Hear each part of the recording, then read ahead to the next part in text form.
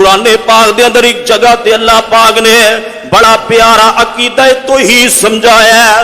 شاہد اللہ انہ لا الہ الا هو والملائکۃ واولو العلم قائما بالقسط لا الہ الا هو العزیز الحکیم.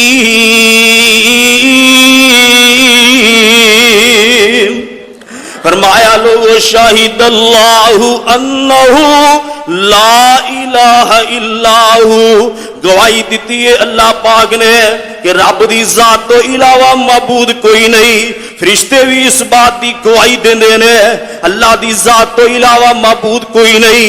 اہل علم بھی اس بات دی گواہی دیندے نے اللہ دی ذات تو علاوہ معبود کوئی نہیں. شاہد اللہ انہ لا الہ الا ہو، گواہی دیتی ہے اللہ پاک نے اپنی الوہیت دی. بڑی توجہ دے نال اگر اللہ پاک خود اپنی الوہیت دی گواہی نہ دے پھر بھی ساڈا الہ ہے. اللہ اگر اپنی الوہیت دی گواہی نہ دے پھر بھی سانو پیدا کرنے والا ہے، پھر بھی ساڈا رازق ہے، پھر بھی ساڈا خالق ہے.